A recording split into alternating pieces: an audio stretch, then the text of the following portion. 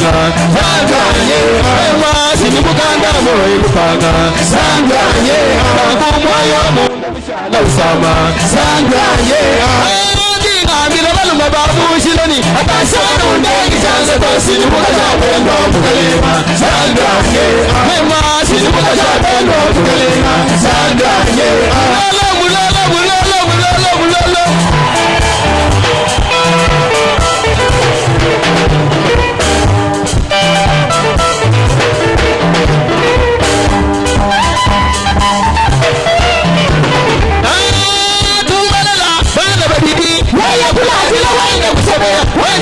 Mushala de boyo, Zanganye, Wani mema mushala de boyo, Zanganye. Est-ce que dans la voiture ici, venez voir de ouais. La lobby boy. Dans la voiture ici, venez voir de ouais. Pesali. Les Esaïe Mouni Gezemou. Les Esaïe Mouni Besso Bela. Salaboy. Salité, vous allez monter ma matin, mais tu vas occuper, ok. Tu vas m'amener pour ça là. Ah, tu n'as pas de vie de tema. Ya oui, quoi de Michuma? Ya Georges Michel et tema. Zanganye. Ya Georges Michel et tema. Zanganye. Ah, tu n'as pas de vie de tema. Ya oui, quoi de Michuma? Ya Georges Michel et tema. Zanganye. Ya Jose Michel Tema Zanganye Onga iluki belura teke lobwalu kai Abebe jai chije chilwa teke chabwalu kai Baluma bwaswa batu bakula Kari bakula wenyi munange Baba bakula ni bakema kata Kacha muntu kimwa kula buwala Juwere naswa itu yobesha Kari wabesha wani zabasha Baba besha ni bakema kata Kacha muntu kimwa besha buwala Mepukuli mugasha mugale Zima wama ibushawani Efezie 4:11 Kichawani Efezie 4:11 Kichawani Sindi asaka mugasha mugalenga Sindi mulanda mugalo Wamadalai senteri wako chimi zanganye Wamadalai senteri wako chimi zanganye Munga bila ni kongiras Esera kwenye Munga bila ni kongiras Esera kwenye Munga bila ni malu abantu Esera kwenye Munga bila ni kwalu wa mutu Esera kwenye Munga bila ni katuka benda Esera kwenye Munga bila ni vele wa malufu Esera kwenye Munga bila ni manga maguta Esera kwenye Vita binda keza washetiri Zanganye Vita keza washetiri Zanganye. Merci Maître Soro Makasi Mbayango Loa kasi amena Toleka na lombango Yango wana tokotika la kimia Pas du bruit Tosengi président d'évangélisation les révérends pasteur Jean Tchepela Amata asa la prière d'ouverture pour na kobonza musala onyo sona loboko na wenzambe. Lors de la secte impériviolore impériale, la cariment de la Djemé, bêtement de la brause sort, faites carré de la secte impérivique, lors de la banque impériale, with the brause sort, et nous avons la Djemé de la Prague, faites carré la main de la brause sort, with the back, log and jag. Tozali kokumisa koma na papa. Tozali kotika milulo na maboko na nzambe. Tikata la maboko na yangu ya esala bikama katela biso. Tikata la maboko na yangu ya nzambe ekangwa la batu. Kumisa mazama na yangu ya. Nalikotika musali na yo na maboko na nzambe. Nilobaya nzambe mokolo ya lelo. Mwalimu santu akamba biso.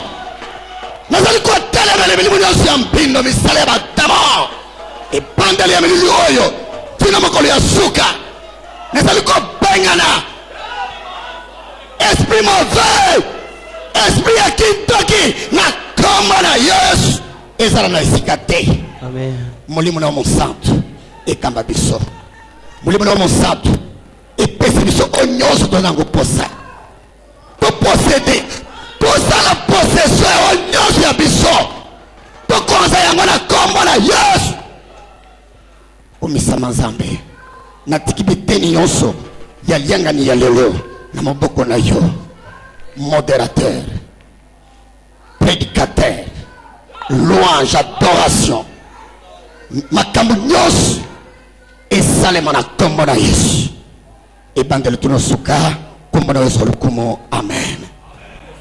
Acclamez très fort le Seigneur. Mettez-les sur votre makasi. Amen. Pour la meilleure continuité de nos programmes, et Seigneur, tous quand même mot de circonstances. Le mot makasi, amen. Donc c'est ce qui va introduire directement et nous allons évoluer avec le programme. Il y a un Naboto Simingi Tobengi, révérend pasteur Théo Moussenga. Tant on a dit qu'on m'a tapé la copie, c'est ce mot de circonstances. Mais là, je m'en vais le Sengo. Gloire à Dieu.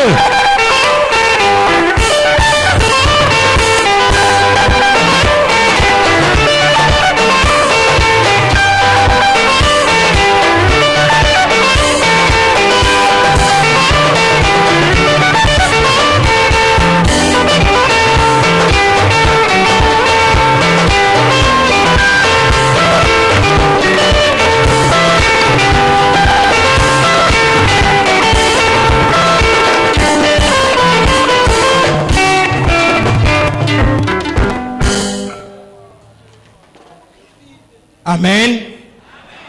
Amen. Amen.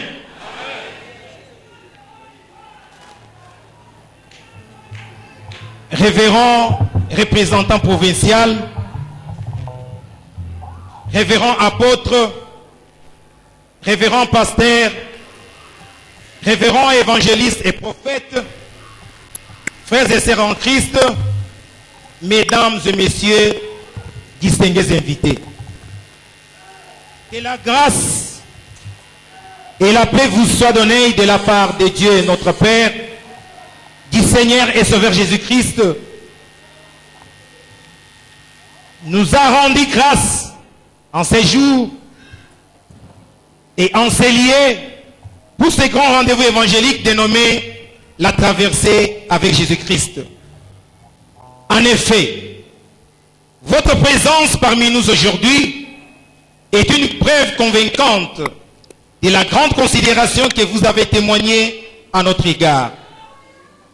Car sans cela, vous n'aurez pas abandonné vos multiples occupations et diverses responsabilités pour répondre à notre invitation vous lancée pour cette circonstance. Nous tenons à vous rappeler que cet événement auquel vous assistez est à sa 3e édition. Et le thème choisi cette année est intitulé « Comment posséder ton héritage ». Ce thème est une interpellation à quiconque ayant reçu des promesses dans sa vie. Car quiconque en a reçu, mais peu seulement en sont bénéficiaires. Voilà la problématique qui constituera l'essentiel des messages évangéliques qui seront prêchés par des différents intervenants au cours de ces assises. Nous enseignons, selon la vérité biblique, qu'est-ce que l'héritage, comment jouir et bénéficier de l'héritage par succession et quel est le prix à payer. Ce sont de multiples questions que vont répondre nos orateurs par des sous-thèmes comme conditions pour posséder par les révérends Bernard Kibambe Yantombo. 2.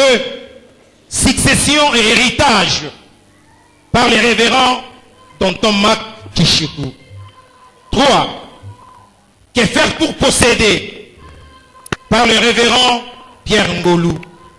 4. Qui peut participer à l'héritage par le révérend Freddy Kapiamba. 5. L'héritage et les sacrifices par le révérend Jean-Claude Lukusa. Et enfin, l'héritage et combat des possessions par le révérend Georges Badinga Vibrator. Notre souhait majeur pendant ces 15 jours de la traversée avec Jésus-Christ est qu'à l'issue de ces assises, et grâce aux enseignements bibliques qui seront prêchés, tout enfant de Dieu soit capable de posséder son héritage. Nous ne pouvons terminer cette allocution sans remercier les représentants provinciaux de nous avoir autorisés à organiser cette session 2013, les comités organisateurs, les comités des mamans, les comités des jeunes, les comités des donateurs, les prophètes, les musiciens et tous ceux qui, de loin ou de près, ont contribué pour la réussite de cette manifestation. La paroisse Ebenezer vous présente ses vœux, le meilleur de bonheur, de prospérité et de longévité pour l'an 2014. Bonne année et que Dieu vous bénisse.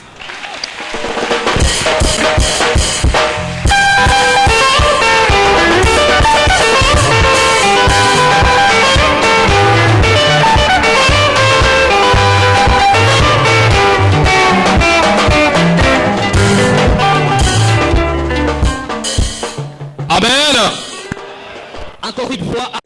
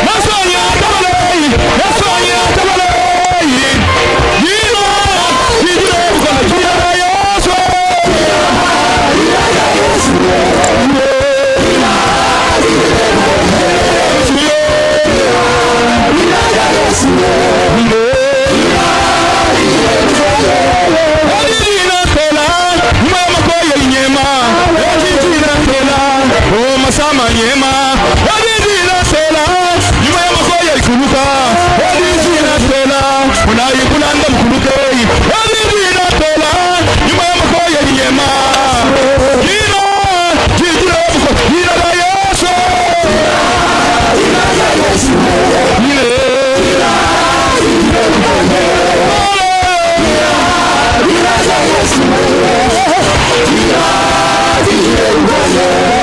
Baka kwata na yela wele mubwile wampangwa Ushala wa shishila Muzunzani wa shishila Baka kwata na yela wele mubwile wampangwa Wele kushala wa shishila Muzunzani wa shishila Shanda la kabese nengo Weshe kama chipuko chaka dilo Ekuna makadi balai kama shiba sita kunkam Wina yi mwanu wa mkoko Wina yi mwanu wa mkoko Wina yi mwanu wa mkoko Wina yi mwanu wa mkoko Muntu wina yi mumalu eba Bushimuni wa chendelela Muntu wina yi mumalu eba Bushimuni wa chendelela Zambi wa chijila zambi wa Zambi wa chijila zambi Hallelujah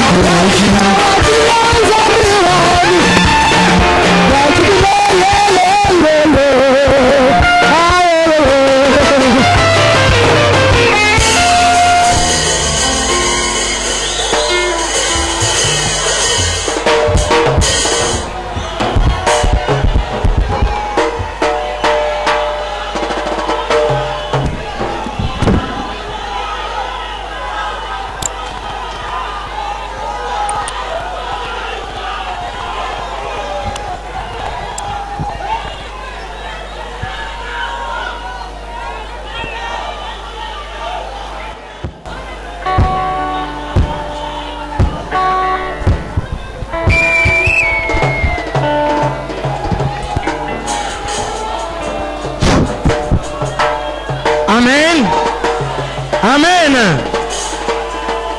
Amen. Qui vient à combo s'il vous plaît?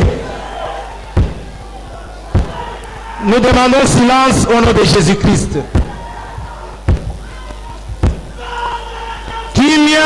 Kimia na kombo na Yesu. Amen. Amen. Oh. Alléluia. Amen. Bien-aimé Nzambe apambola bino. Pete mokolo ya lelo. Eza mokolo ekeseni na mikolo nyonso sanganaka ao. Qui a dit amen? Yes. Nakanisi tobandi mubu mobimba ya 2013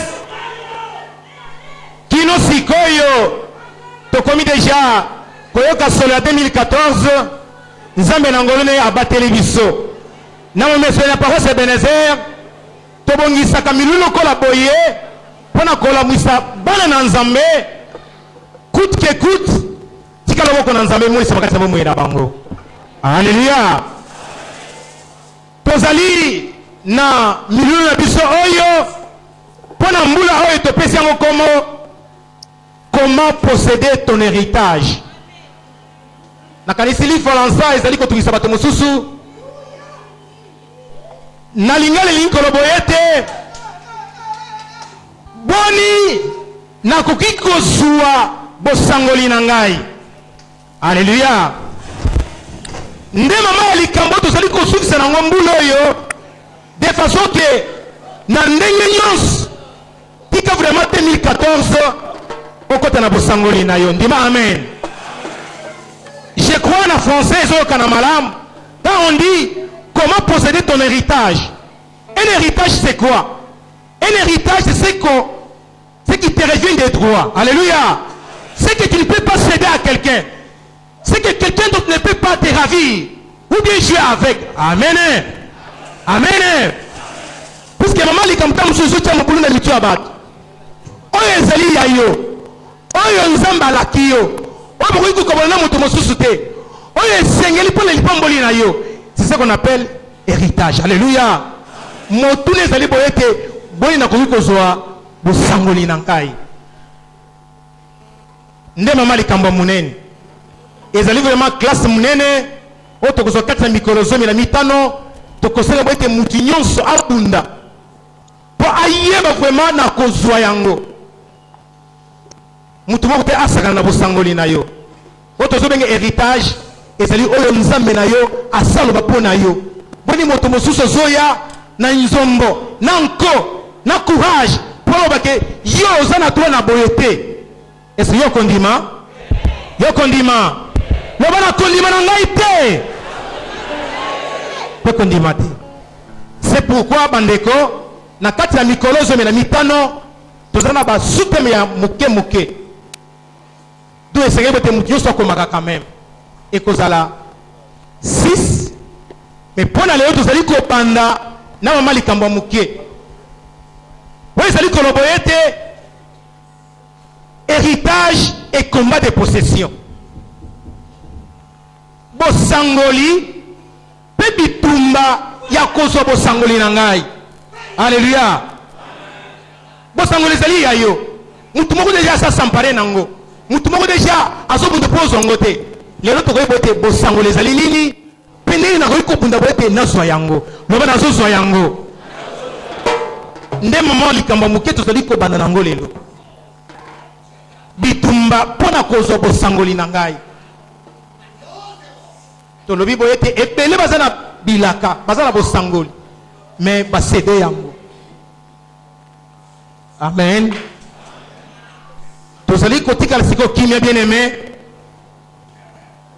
pour tokote déjà na classe.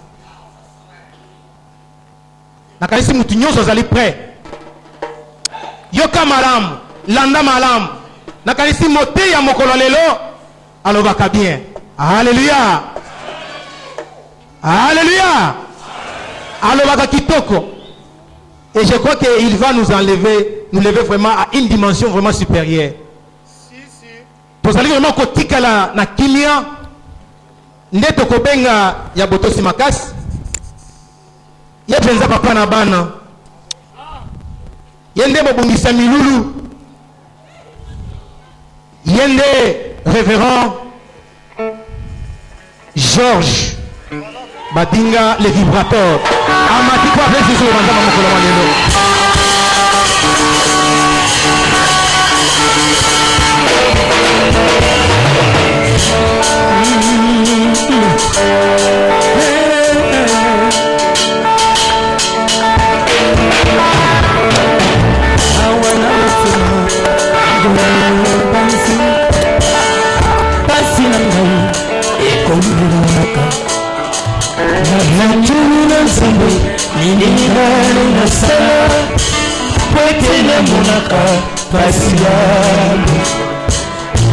Anila tukula bakumana bumingo ngaika kambasi na kubanza bumingo zambe alola zambe aboligo yokana moa na kubanza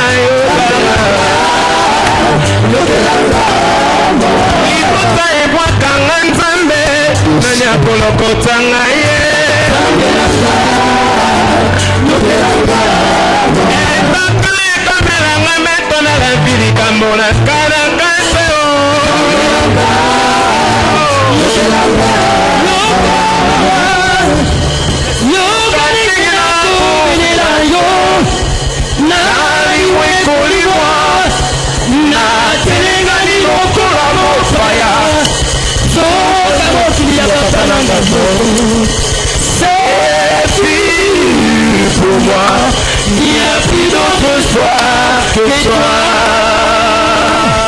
Merci beaucoup, merci beaucoup, merci beaucoup. Matondo mingi, matondo mingi. Merci beaucoup. Amen. Amen. Amen. Amen. Amen. Amen. Amen. Amen. Merci beaucoup. Matondo mingi.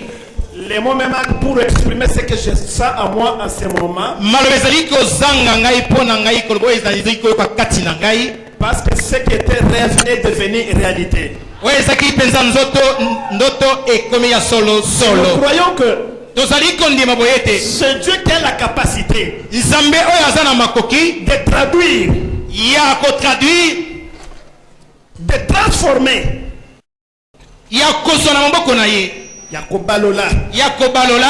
Ce qui était rêve pour en faire une réalité.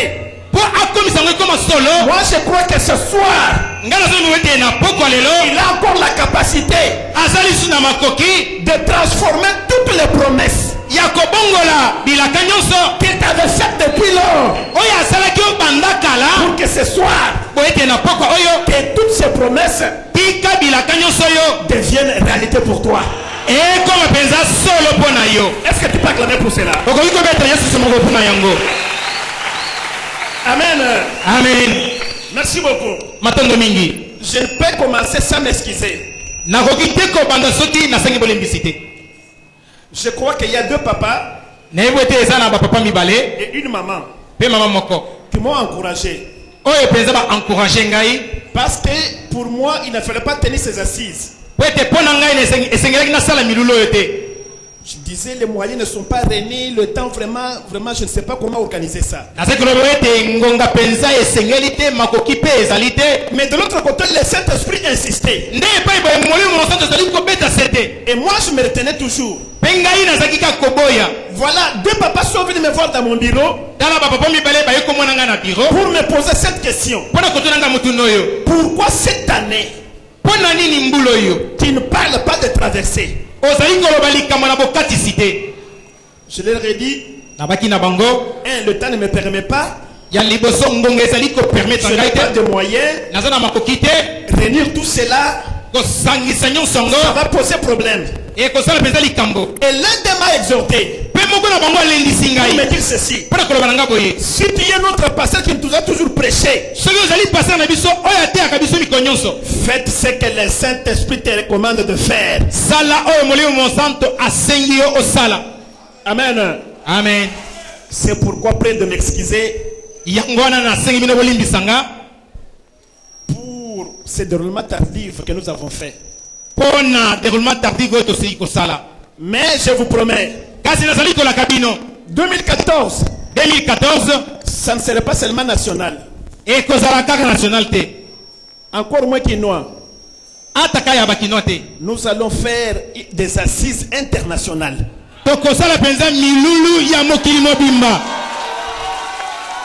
Nous allons inviter des orateurs de Paris en France, en Afrique du Sud, en Zambie, même à Brazzaville. Et nous prendrons le temps pour bien les préparer. Parce que le traversée que nous parlons, traverser, ce n'est pas éviter. Traverser, ce n'est pas reculer. Traverser, c'est entrer au milieu. Pour traverser.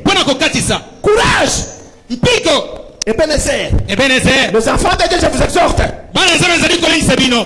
Cette traversée ne consiste pas pour que dans ta vie chaque fois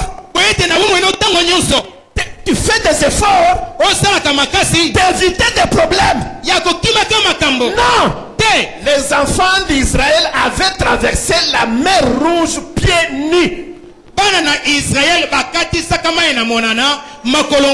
Sans s'être mouillés. Grâce à Dieu. Je t'informe aussi, le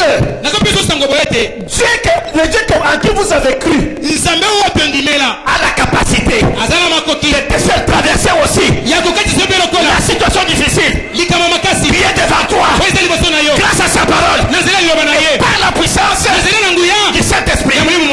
Est-ce que tu le crois? Si tu peux le croire, tu peux acclamer pour le roi des rois.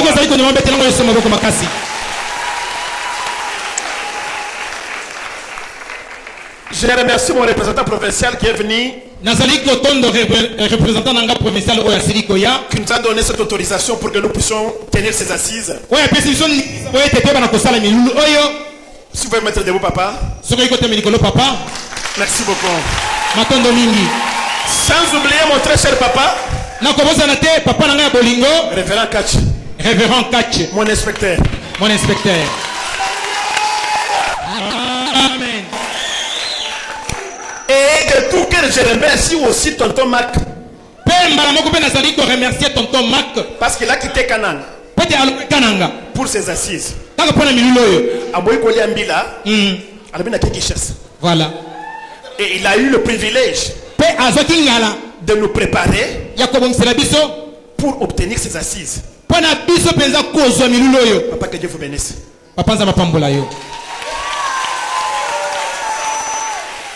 À vous, papa et maman de Ebenezer,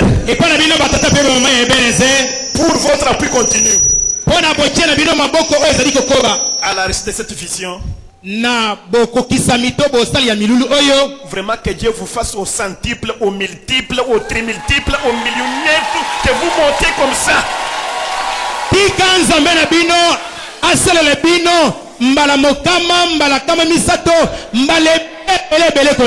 Parce que je crois qu'il a la capacité de faire. Merci beaucoup. Pour ce thème, comment posséder ton héritage? Moi, on m'a donné ce sous-thème. Héritage et combat de possession. Amen. Amen. Pour ceux qui écrivent. Pour ceux qui écrivent. Nous allons développer ce soir. Héritage et combat de possession. Comment je peux définir cela? Je vais illuminer vos pensées avec cet exemple. Quand on parle de promesses, on voit Dieu. On voit Dieu. C'est Dieu qui promet. Et quand on parle d'héritage, on te voit toi. C'est toi qui es bénéficiaire. C'est-à-dire que ce qui est promesse devant Dieu est héritage pour toi.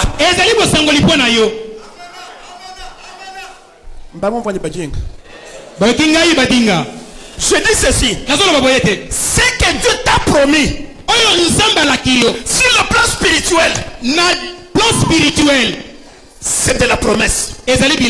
Mais si le plan réalisation, en ce qui te concerne, ça devient ton héritage. Et ce que je vais exercer de parler ce soir, c'est pour que tu puisses comprendre que tu dois posséder ton héritage. Nous n'avons pas un Dieu qui parle en vain. Nous avons un Dieu qui a la capacité de promettre. Et on a aussi la capacité de réaliser ce qu'il a promis. Mais on se retrouve que bon nombre parmi nous sont ceux qui est juste la promesse de Dieu. Mais ils demeurent aussi longtemps sans concrétiser cela. Pourquoi? C'est ça qui est mon souci. C'est pourquoi le thème s'intitule comment posséder ton héritage. Croyez-moi bien aimé, ici-bas, sur terre, Salomon dit ceci: il n'y a aucune chose qui est nouvellement créée. Et le quoi c'est que ça t'est? Yebise le quoi c'est que ça t'est?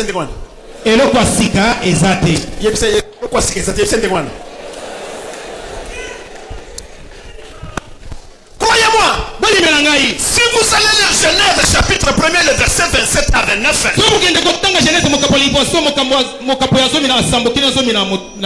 recommence. Je dis Genèse chapitre 1er, le verset 27 à 29. Vous allez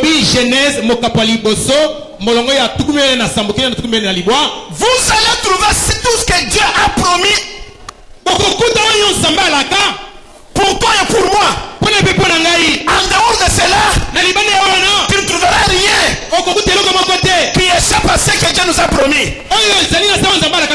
Je cite le pouvoir, la domination, l'autorité, se vêtir, kolata, bien manger, kolia malamu, se multiplier, kofuluka, avoir l'argent, kozala na mbongo, être fécond, kobotaka, assujettir, kokonza, les choix koponi, de détenir tout cela. ya kozonyo songo. C'est Dieu qui a promis après la création. Nzambe nde mutu alaki yango na sima na ye bokeli. Il a dit à l'homme, Abina mutu boyete, je t'ai béni, nazali kopambola yo. dominez, Konza, s'injustifier. pe konza makasi.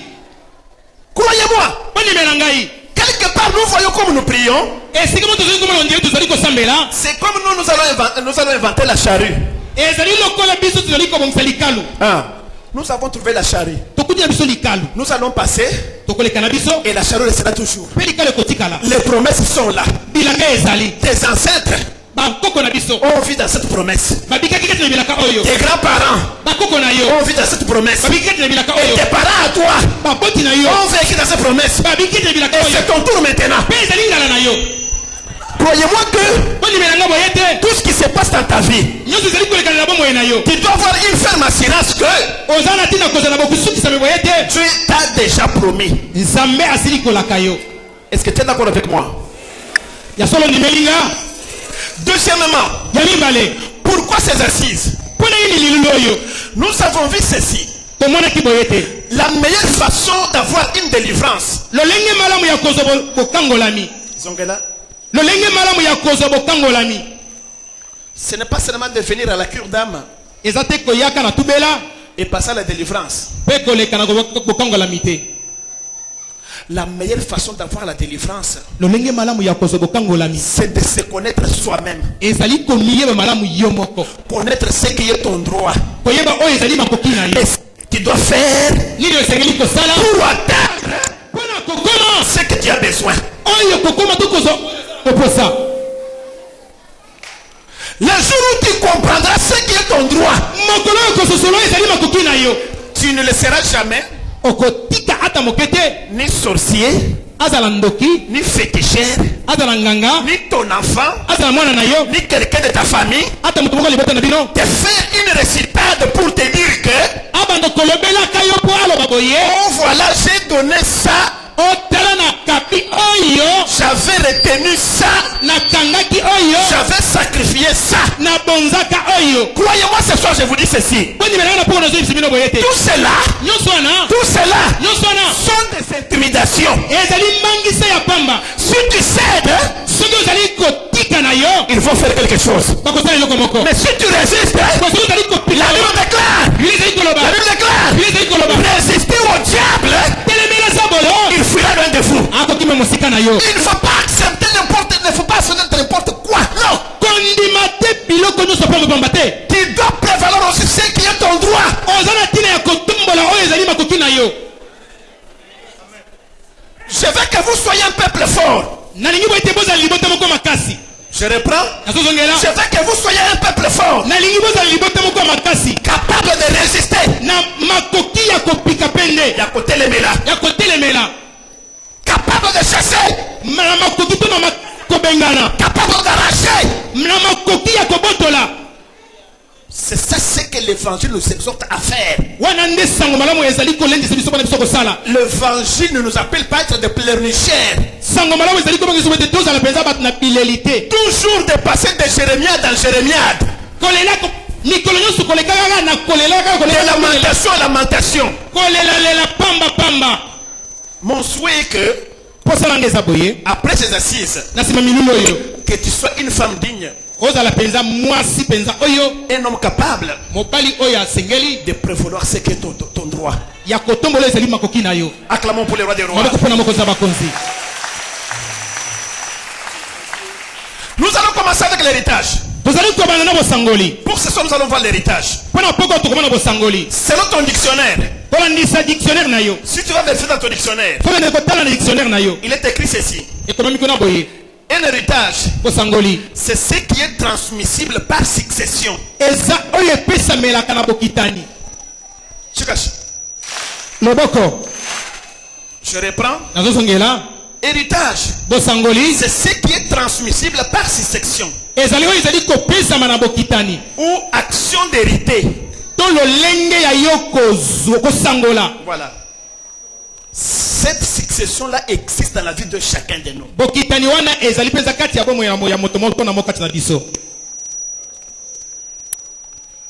Il y a toute une pléthore de promesses que Dieu nous a faites. Il n'y a pas seulement des promesses en bénédiction. Il y a aussi des bénédictions en malédiction. Tire ton attention. Parce que toute promesse. Je vais prendre un exemple biblique. Vous savez aussi que dans la promesse de Dieu, l'amour est aussi l'une des promesses. N'est-ce pas vrai? Dans les promesses que Dieu nous a faites, n'oubliez pas aussi qu'une partie de la mort fait partie aussi des promesses. Ok. Deuxièmement, un jour Pierre posa la question au maître. Maître, pour nous qui avons abandonné nos pirogues, nos champs, toutes nos bêtises que vous faites, qu'est-ce que tu nous promets? Pierre, pour quiconque abandonnera dans ce siècle présent son père, sa mère, c'est bien mon nom, il le trouvera au centuple. À cela ajouter de souffrance.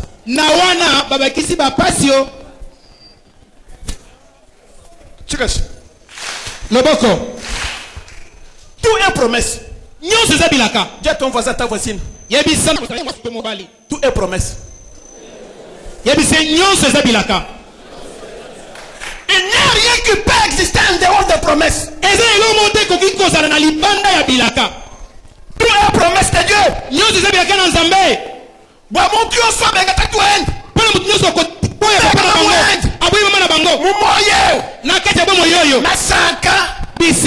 excusez-moi. Qui papa manigoto?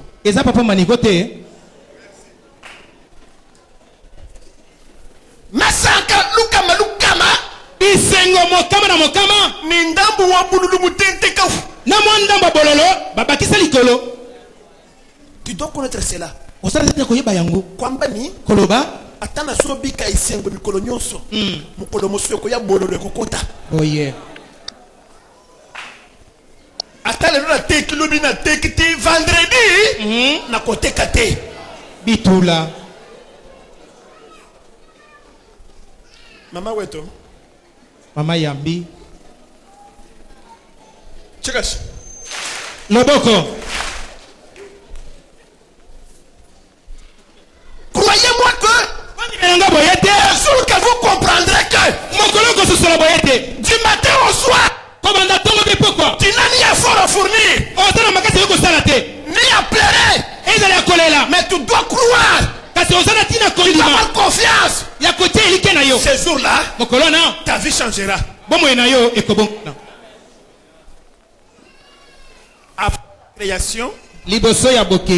Après la création, après la création, Dieu s'est arrêté. Il ne créera plus. C'est que tu dois comprendre. Au 7e jour, il se reposa. Jusqu'à présent, nous ne sommes plus au temps de la création. Maintenant, nous sommes au temps de vivre les promesses de Dieu. Par la semence. Nous sommes au temps de semence. Si les promesses germent en toi, croyez-moi que tu vas récolter ce que tu as besoin. Mais avoir les chrétiens d'aujourd'hui, c'est comme si tout ce qui se passe, c'est que nous voyons dans notre vie, échappe à la loupe de notre Dieu. Non, devant la loupe de l'Éternel, rien n'échappe. À son chronomètre, tout est normal. Chaque chose arrivera à son temps. Quitte à toi et dire que c'est les promesses. Ces promesses, c'est un héritage pour moi. Le Dieu qui m'a fait ces promesses est fidèle.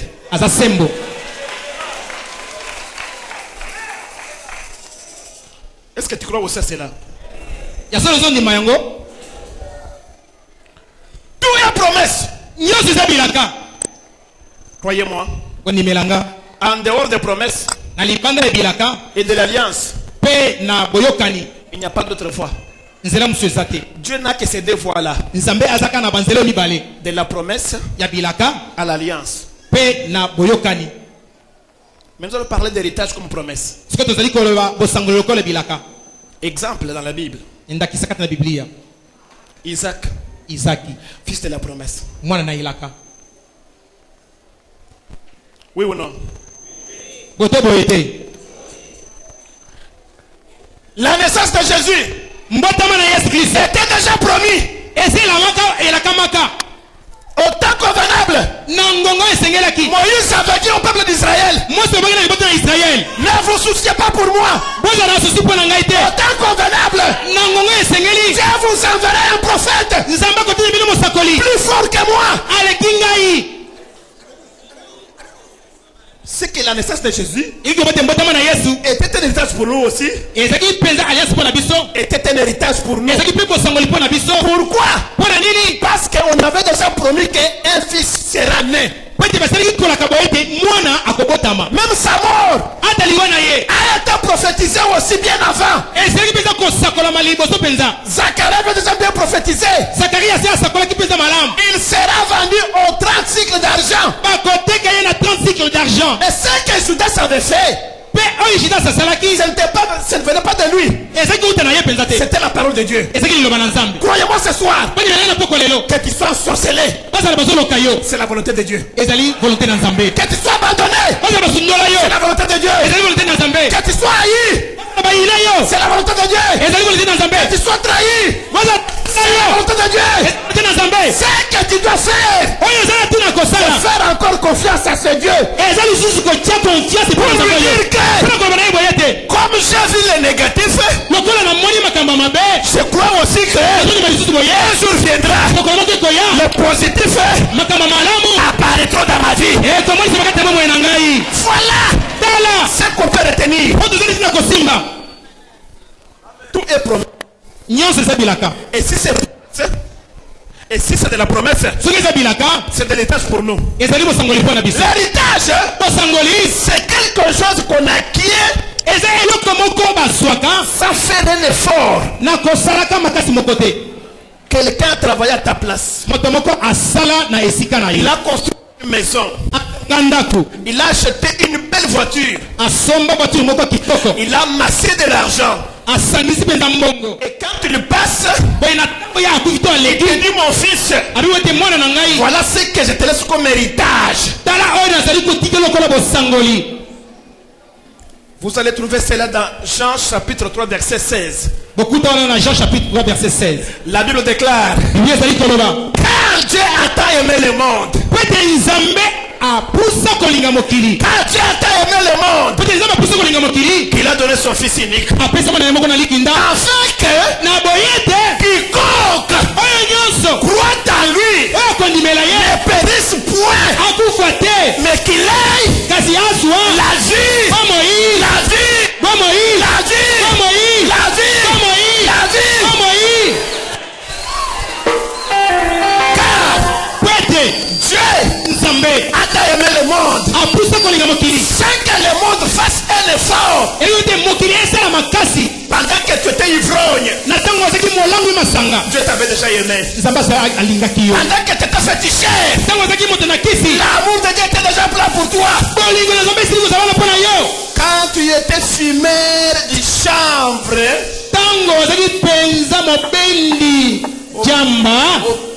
bendo le bia ya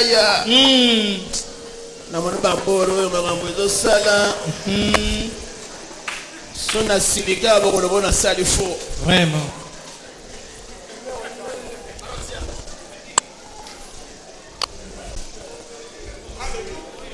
Quand Dieu qu'il a donné son fils unique. Afin que quiconque croit. Voilà l'effort à fournir. C'est croire. Quand tu crois, tu as la vie. Il s'agit de quelle vie? C'est à toi de choisir. À toi de choisir. Dieu a mis une vie là. À toi de dire ça te convient ou pas.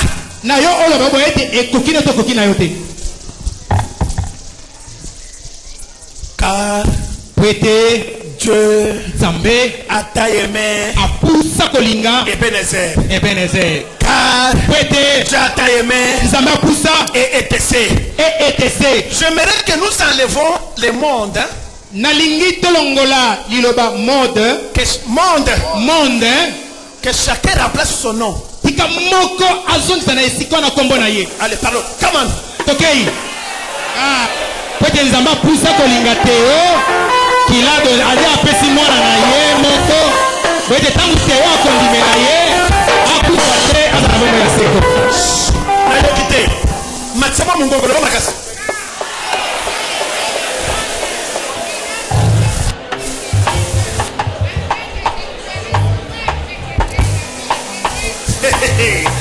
Car Dieu a aimé le monde.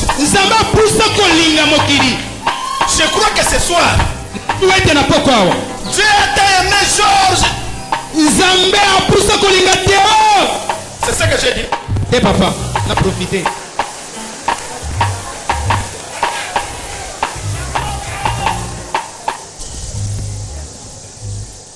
Est-ce que tu peux dire à ton voisin, ta voisine? Dieu m'aime. Nzamba lingi ngai. Nzamba lingi ngai. Parole du Seigneur Jésus. Parole du Seigneur Jésus. Car Dieu a aimé le monde. Que tu sois haï, je t'aime. Que tu sois abandonné, il t'aime. Que tu sois sorcier, je t'aime. Que tu sois malade, je t'aime. Son amour est vrai. C'est Jésus-Christ. Il a offert pour toi. C'est ça ton héritage. Si tu te sens acculé, fatigué, s'il y a question à se poser, c'est se poser la question que pourquoi Christ est venu? Tu peux demander comme ça.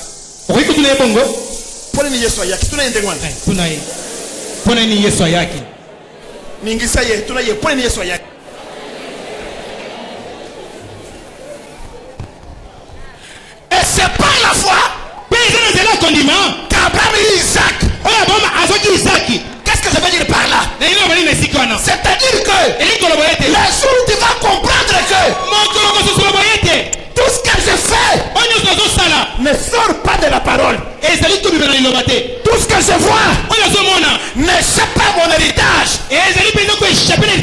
Tu seras patient. Tu seras patient. Tu seras tranquille. Et tu seras calme.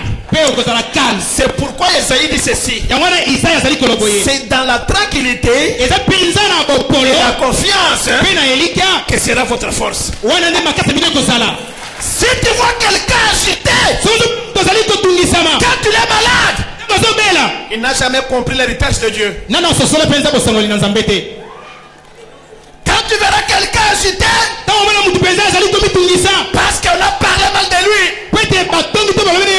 il n'a jamais compris la promesse de Dieu.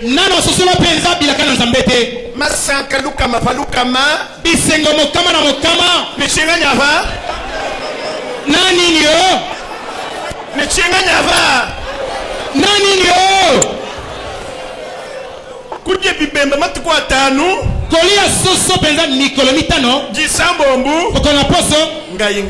ngai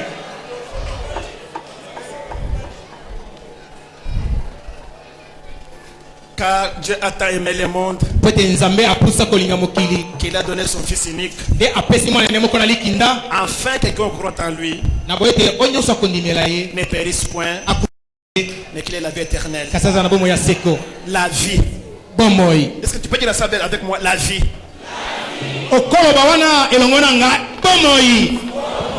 Est-ce qu'il y a d'exception? On parle de la vie. Vie des affaires. Vie conjugale. Vie de voyage. Vie à Kotombouama. Tout ça, c'est quand tu crois. C'est ça ton héritage. Mais nous faisons abstraction de comprendre que quand tu es en bonne santé, et du coup, tu tombes dans une maladie, tu vois comme le diable est devenu plus fort que ton Seigneur. Mais on l'appelle aussi Dieu de confusion. Pourquoi on l'appelle Dieu de confusion? Parce que pendant que tu espères son assistance, cela dépend de sa souveraineté.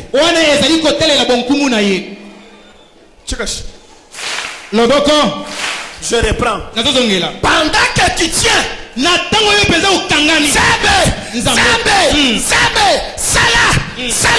ça dépend de sa souveraineté.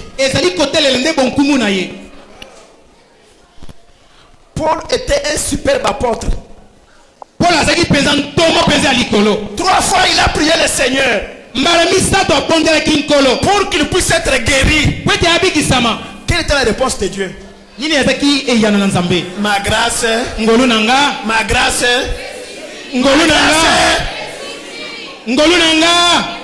dis à ton voisin, ta voisine, la grâce de Dieu te suffit. Quand Dieu parlait là, Paul sentait des douleurs. Il était dérangé. Il était souffrant. Lui qui ressuscitait des morts. Mais pour être guéri, son maître l'avait dit, ma grâce te suffit. Namatongi abatu, la grâce te suffit. Amen. Dans la grâce te suffit.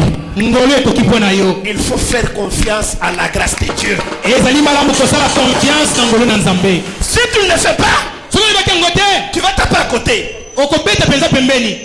L'héritage n'est pas seulement un bien. Un bien, biloko.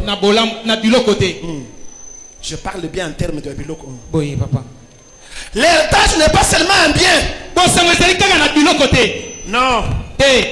En toute autre chose. Promesse. Héritage. Bonne santé. Héritage. C'est comme quand on parle de bénédiction. Beaucoup quand on parle de bénédiction, ils voient l'argent. Non. L'argent n'est pas la bénédiction. La bénédiction, c'est toute faveur qui vient de l'Éternel.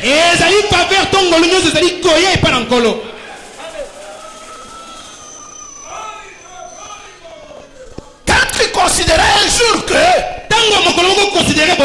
la bénédiction, c'est quand je me réveille le matin, je vois quelqu'un se pointer devant moi pour me dire bonjour. C'est déjà une bénédiction. Une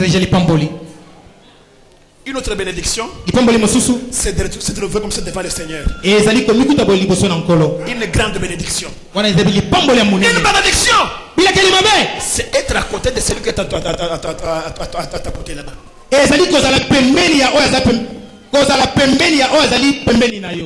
C'est aussi une bénédiction. Alors, si nous allons voir la bénédiction seulement que c'est les dollars.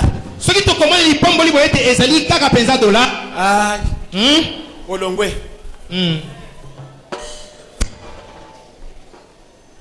Les promesses ou l'héritage nous vient de quelque part.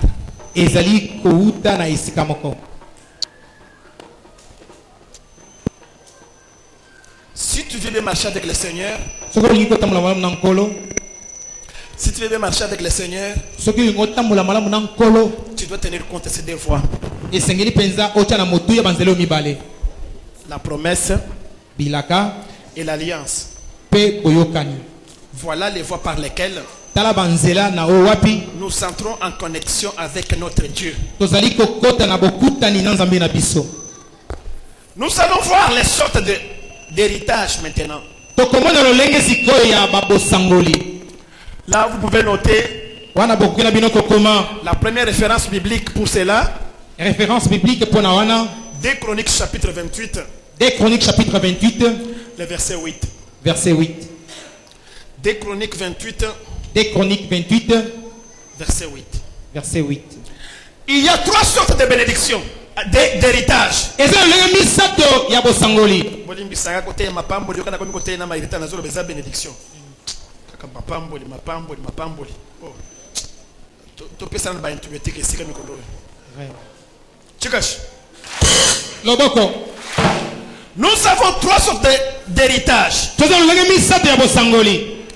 Nous avons un héritage spirituel. toza na bosangoli ya molimo. Nous avons l'héritage héréditaire. toza na bosangoli oyo tosangola. Et nous avons l'héritage physique. mpe toza na bosangoli ya nzoto boye.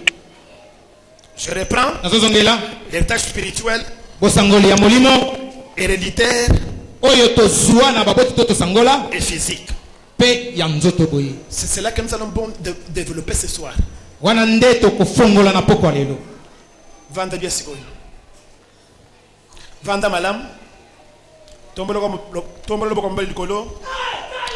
Tolingo be la kombo na Yesu. Tombolo loboko likolo na kombo na Yesu. Bela makasi. Yesu! Yes! Yesu! Yesu! Yesu! Yesu! Yesu!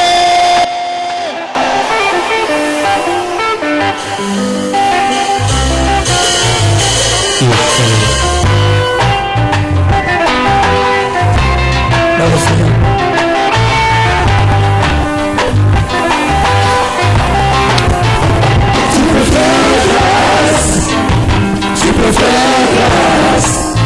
Si tu veux, Seigneur Jésus, tu peux faire grâce. Tu peux faire grâce. Tu peux faire grâce. Si tu veux, Seigneur Jésus, tu peux faire grâce. Moïse a dit, Seigneur, si je trouve grâce à tes yeux, montre-moi ta gloire. J'ai besoin ta gloire. Moïse a dit, Seigneur, si je trouve grâce à tes yeux, montre-moi ta gloire. Je désire ta gloire. Tu peux faire grâce. Tu peux faire grâce. Si tu veux, Seigneur Jésus, tu peux faire grâce. Tu peux faire grâce. Tu peux faire grâce. Si tu veux, Seigneur Jésus, tu peux faire grâce. David a dit, Seigneur, oui, les bonheurs et la grâce m'accompagneront tous les jours de ma vie. Et moi j'habiterai dans la maison de l'Éternel jusqu'à la fin de mes jours de ma vie ici-bas. David a dit, Seigneur, oui, les bonheurs et la grâce m'accompagneront tous les jours de ma vie. Et moi j'habiterai dans la maison de l'Éternel jusqu'à la fin de mes jours de ma vie ici-bas. Tu peux faire grâce. Tu peux faire grâce. Si tu veux, Seigneur Jésus, tu peux faire grâce. Jésus, moi, tu peux faire grâce. Tu peux faire grâce. Si tu veux, Seigneur Jésus, tu peux faire grâce.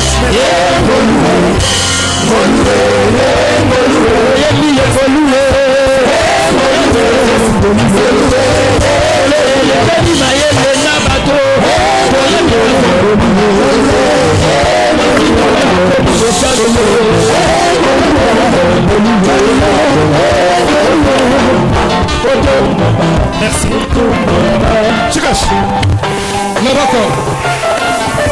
J'ai dit Nalobi, 2 Chroniques chapitre 28 le verset 8. Nabi 2 Chroniques chapitre 28 le verset 8. Ok.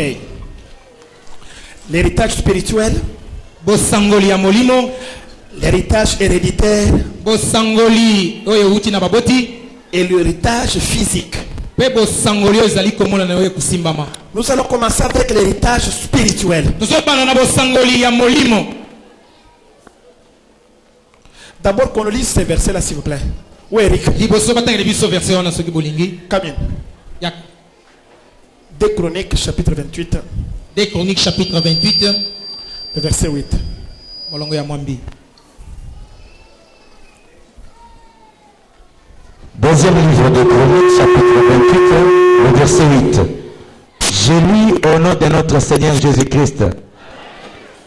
Les enfants d'Israël firent parmi leurs frères 200 000 prisonniers, femmes, fils. S'il vous plaît, s'il vous plaît. C'est 2 Chroniques. Ce que olingi eza 2 Chroniques. Non, allez-y, 1 Chronique, 1 Chronique, 1 Chronique, 1 Chronique, 1 Chronique 28. Ok, eza 1 Chronique 28. 1 Chronique 28. 1 Chronique 28, 8, s'il vous plaît. Premier livre de Chroniques, chapitre 28, le verset 8. Ok. Je lis au nom de notre Seigneur Jésus-Christ.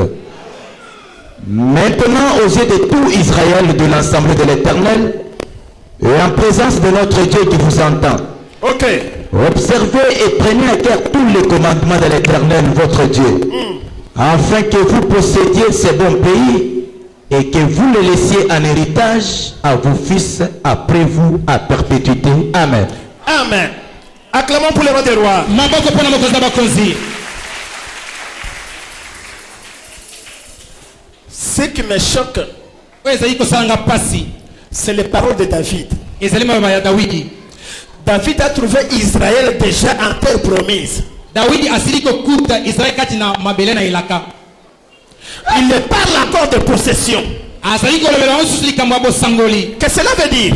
Wana yingi koloba nini? Il faut avoir des principes. Il y a des principes Ezali na mibeko que tu dois respecter, ozana tina kotosa. observer, Ya kosala de strictes applications. na kosala ndenge sengeli. Si tu veux avoir même mise sur ton héritage, Soki penza olingi osuwa bosangoli na yo. que tu sois déjà dans les promesses, Ozala deja osili koza kati na bilaka. mais si tu ne respectes pas les principes que Dieu t'a donnés, Kasi soki ozali kotosa te mibeko nzambe apesa yo te. l'ennemi peut venir te rober ton héritage. Mongolo to moyibi akoki koya kobotola bosangoli na yo. Comme conséquence, Lokola mabaku c'est bon nombre. ezali ndenge bato ebele. Je réponds à cette question parce qu'on me le pose par bon nombre de personnes. Nazali koyano na motuna oyo po te bato ebele batunaka ngai yango. Au sein de l'église évangile des témoins du Christ, Na kati na église ya évangile de témoin du Christ, on n'a pas encore vu quelqu'un qui émerge en argent, il reste avec sa richesse jusqu'à 20-30 ans. nano tosili te komona kati na église ya batémoin du Christ mutu moko azali kozwa mbongo na ye mpe azali komata yango atikali nango mibutuku misato te. Écoutez bien moi. boyokanga malamu. Qu'est-ce que je vais vous dire? Ndenge nayebisa bino nini? Église évangile témoin du Christ Église évangile témoin du Christ est une église post-missionnaire. ezali église oyo ezali liboso ya missionnaire. Non, post-missionnaire. Po ezali na nsima ya mission. C'est une église charismatique. ezali église ya molimo. Que chacun de nous sonde sur quoi. tika moko na moko ayebana kokota na mozindo ya banzela na ye. Tu sais les paroles que tu avais adressées au Seigneur pour ta bénédiction. oyebi maloba olobaka liboso na nkolo na yo mpo na lipamboli na yo. Seigneur, nkolo tu me donneras l'argent. soki mokolo kopesanga mbongo, Voilà ce que je vais faire. tala oyo nga na kosala, Voilà ce que je vais accomplir. tala oyo nakokokisa. C'est en fonction de ces paroles ezali kolandisa maloba yango que Dieu t'avait donné cet argent-là. oyo nzambe apesaka yo mbongo yango. C'est ça ton alliance avec le Dieu des témoins du Christ. wana nde boyokani na liboso ya banzambe na batémoin du Christ. L'intérêt tout-puissant, nkolo nzambe nango yo nyonso par le sang de ton fils bien-aimé, na nzela ya mwana oyo ya bosantu yesu kristo bénissez-moi bolingo avec l'argent. pambolanga na mbongo Je commencerai à pourvoir nakobanda kosala to kobongisa pas besoin de ton église. Mais depuis que Dieu t'a donné pas $10,000. Mais qui nous parle de civilité. Vous voyez des personnes comme nous, les milliers que nous évoluons, les voyages que nous faisons, les personnes qu'on côtoie, exigent quelque chose de standing international. Mais tu rends ce Dieu, pour toi c'est Dieu, c'est un Dieu villageois. Pas national. C'est-à-dire que notre Dieu n'est même pas national. Encore moins il n'est pas provincial. Un Dieu des cantons. Non. Non. C'est que tu dois d'abord comprendre que la Bible que tu lis là n'est pas écrite dans ta langue vernaculaire. La Bible nous vient de là où commence la civilisation.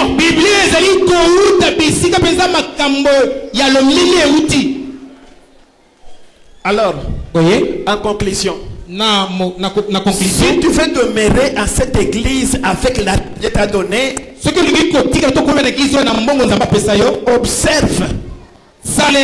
observe, obéis, pratique ce qui est dit dans ton alliance avec les dieux des témoins du Christ. À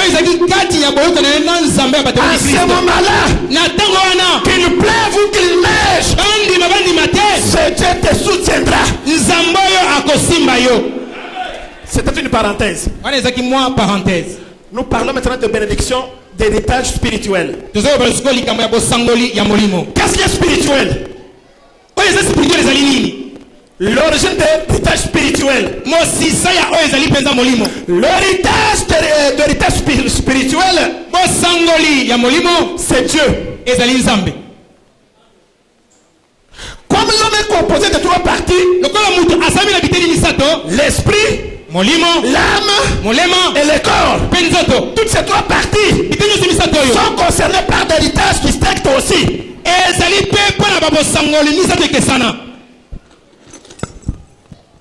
L'héritage spirituel nous vient de Dieu par le canal de notre Seigneur Jésus-Christ. Vous allez trouver cela dans le livre d'Exode chapitre 20. Le verset 5. Verset 5. C'est Dieu qui parle. Je suis un Dieu miséricordieux.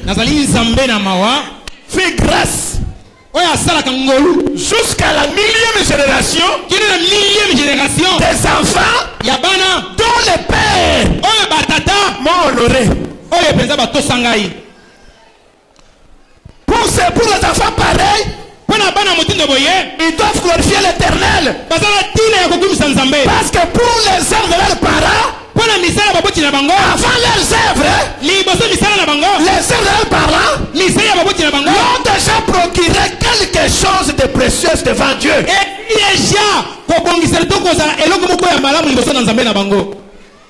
Et je suis un Dieu jaloux qui punit les enfants de troisième à la quatrième génération des enfants dont les pères étaient des rebelles, des voyous, des bandits, des escrocs. Ce sont des promesses. Chikash. Udu Bengal. Udu Bengal.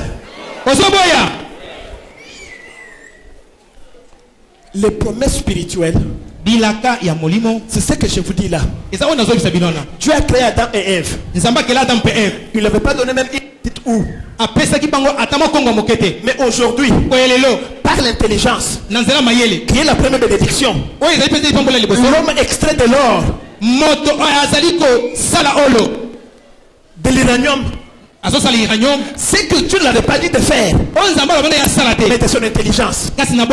La première Chose que tu dois comprendre est que l'héritage principal spirituel que Dieu t'a fait, c'est ton intelligence. Tu dois mettre en exergue ton intelligence.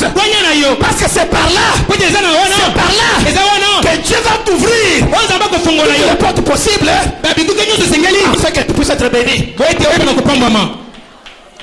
Mais tous les gens dans l'église, les gens ne veulent plus travailler. Dans l'église, Sombelanga, Pesangai, Kabelanga. Je ne sème pas la haine parmi vous. Il faut les chasser. Qu'ils soient loin de vous. Un jeune garçon capable de réfléchir avec tes mains pour travailler. Il ne fait rien. Il ne produit rien. Il ne projette rien. Et il te dit que les prophètes. Non. Nyuma wansambi mwadunga nyini menji. Molimo na nzambe azali akwanya pe mayele. Mama like mom. Boyeto boyete. Menja menjkai. Bwanya za bwanya nini? Dieu quoi me bien je suis prophétesse. Akoli se molimo te nazali mosakoli mwasi. Une fille lâche.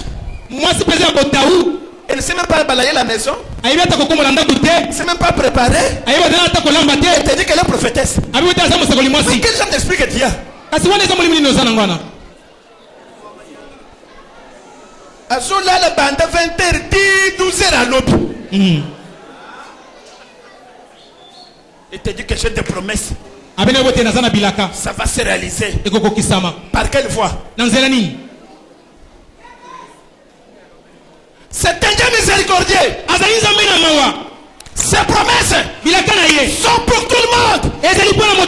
C'est pourquoi Paul, Pierre, pardon, chez Corneille, quand il fait appeler, il déclare ceci. Je crois que c'est Dieu ne fait pas d'exception. Mais il fait grâce à toute personne qui marche la crainte et l'obéissance à sa parole. Si tu veux voir la miséricorde de Dieu, marcher dans la crainte et l'obéissance de la parole de Dieu, tu verras Dieu. L'héritage spirituel est là. C'est ce que le révérend Marc nous a prêché mercredi. Il nous avait dit ceci. Nous sommes venus au sein de cette église sans titre, sans fonction, sans mariage, sans avenir. C'est Dieu, Dieu de promesses. Nous avons consulté par la voix prophétique. Nous avons fait grâce par la voix prophétique. Pour me dire par la bouche d'un prophète que tu seras pasteur. Je le suis aujourd'hui. Dieu t'avait dit. Ou bien il te dira aujourd'hui. Croyez cela. C'est les promesses. Et si tu es fidèle et tu marches dans la crainte de l'Éternel, gloire à Dieu. Ça ne serait pas tes efforts. Ni du coin c'est que là. Umuntu ngambani. Nzambe achuvenga vuenga. Nzambe ya mwa mulunge. Kabi bitala la to.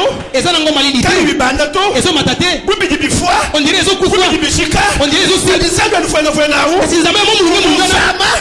Uva usa. Ozeki tobela. Uvu kaju muva bimba. On dirait ezo $100. Ezeki $100. Ikanya dibanda. Omoni bandiko mata. Moi c'est fort mukola. Osali makasi. Omoni miracle to. Omoni miracle te. Nzambe kayenda. Kasi nzambe ya moko. Azosala makambo na ye. Les promesses spirituelles. Bilaka ya molimo. Les promesses spirituelles. Bilaka ya molimo. C'est tellement capital. Eza pesa na motuya. Mais pour notre Seigneur, il avait une promesse. Quelle promesse? Mystérieuse. Difficile.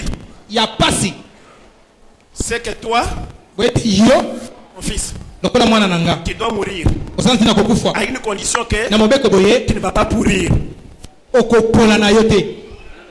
Écoutez-moi. Le contexte. Les promesses, c'est du fer. Ne compare pas ta vie à une autre personne. Amen. C'est un Dieu individuel. Je n'enseigne pas un Dieu collectif. Il n'existe pas un Dieu collectif. Il n'y a qu'un Dieu individuel. Quand tu se révèles, c'est à une personne. Et pas si toi tu as un Dieu collectif, hein, ce n'est pas notre Dieu. Parce que Israël est comme un ensemble soyate. Israël Saka Moïse amatina ngomba. Ayeso nzamba lobi bango basai nini bandimi. Mukolo musuba sinye balibite. Tole to mwana nzambe wana. Moïse alibi d'accord na boite. Boss akaibo yebisa nzamba beso d'accord, pas de problème. Basokola malamu bakata mansaka bakata mandefu baza la salité te. Nini lisusu na tiki wana. Basokola munoko. Baya tokuta na bango lobi. Moïse a pesi mbele na kata Israël basepele oh lobi to komona nzambe bakati mandefu bakati manzaka basokoli munoko basokoli banzambala batandi ekauki balati na tongo bazokende bakomi pembeni. Je vous annonce un Dieu d'intimidation. Nazoye bisabino nzambe ya mbangisa amoni ke bapusani pembeni na ngomba abandi ko nguluma atindi mopepe atindi kake yoka bato babisi Moïse wana ndenzambo kenda kokotali alobi ozolo baya solo alobi ezalaka bo mikolo nyonso alobi yoka biso banda lelo yo moko mataka ozonga. Il n'y a pas de vision. Ezaïna et moun c'est le mon côté. Mi balete. Même au sein d'une église, il n'y a pas de vision. Il n'y a qu'une seule vision. Et il y a celui qui porte cette vision-là. Il y a quelqu'un qui porte cette vision-là. Et tout le monde va concourir pour la réussite de cette vision-là. En dehors de cela, c'est du désordre.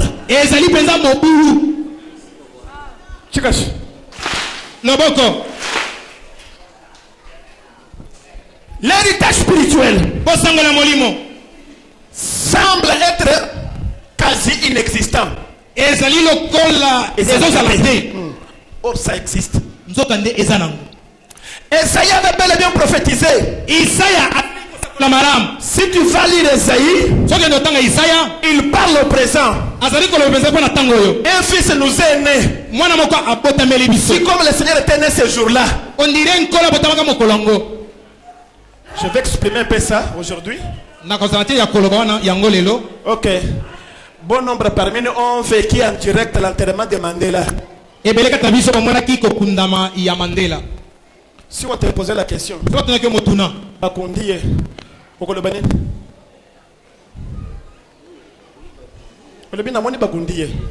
est-ce que tu étais là? Et c'est la bien musique. Esaïe était à la télévision. Il voyait ce qui se passait dans le ciel.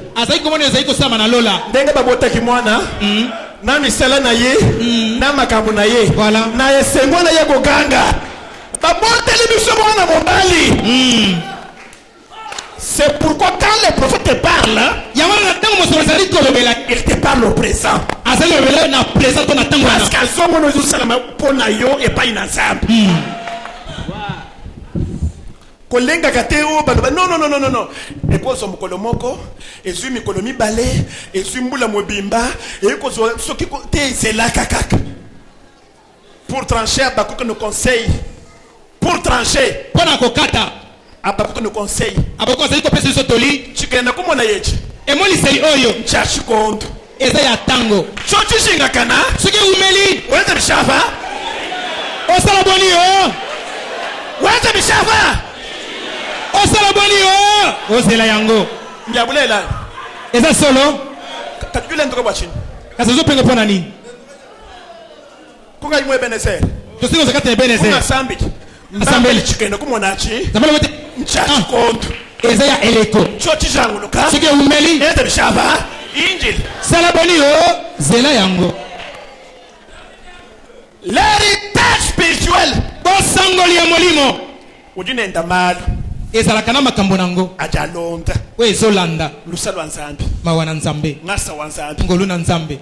Héritage wa nzambi. Héritage na nzambe. Munda mwa héritage wa nzambi. Nakata bosangoli na nzambe. Mutijile mibwa. Eza na kobatelama. Simewe wakala mibwa. Simeona akatelamaka. Bwachingani. Pona nini? Bwalu munda mwenda. Pote kati na ye. Muvumula yuwanukuse. Eza ina elaka ya boye. Na mwana musungi wa bantu. Akomona mobikisi ya bato. Wakasama.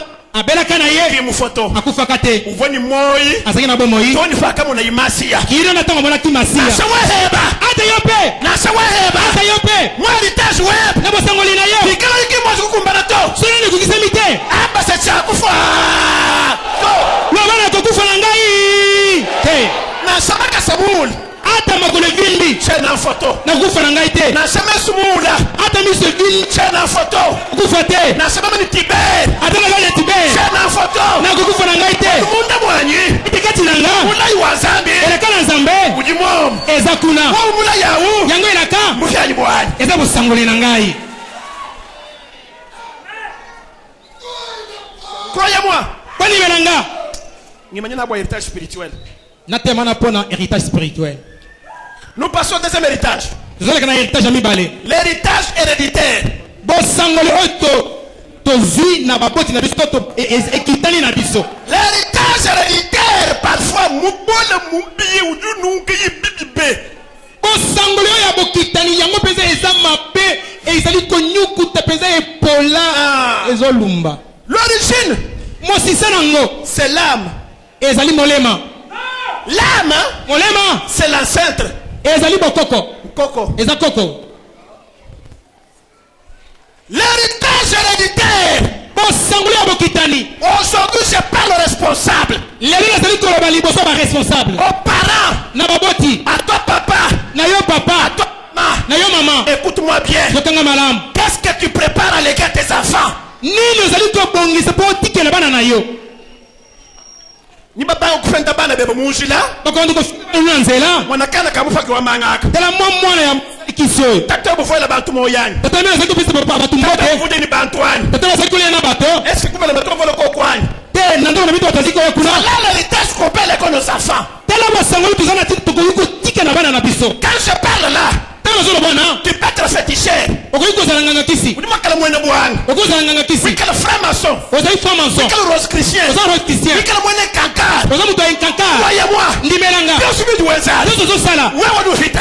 Soki olekani. Wewe ndo vita. Yo koleka. Wewe ndo vita. Yo koleka. Udisila bana beba chingani. Ozotikela bana noni. Bwana bidu filabi. Pote oyo ozopesa na. Kivi wa bana beba. Nde bomo ya bana na yo. Kisanka japo. Nde esengo na bango. Bien subi du wenzari. Yoso zosala. Udu filabi tu ya bana hapo. Ozopesa biloko ya Bana bana. basala bantu babijingi jingi. Bana bakotikela bazoba. Kaba kenga. Bakomi konyokoma. Ibamanya. Bayebi te. Kenga jetu. Pasi na biso. Wabakai. Ezote esika nini te. L'héritage héréditaire. Bosangoli ya bokitani. La Dieu n'est pas. Wana nzambe aza kuna te. Non. Te. L'héritage héréditaire Kolia isusu makila te. ne mange plus le sang. Kolia isusu makila te. Bouddha makile zalaka kitoko. Est-ce que Dieu t'autorise à faire cela? Nzambe apeso ndingi sosala ngona. Moïse a dit aux enfants d'Israël, Mose abela bana Israel. vous ne mangerez pas une viande avec son sang. Bokolia te mosuni na makila nango. Parce que l'âme de la bête Pote molema ya nyama. est dans son sang. Eza na kati ya makila nango.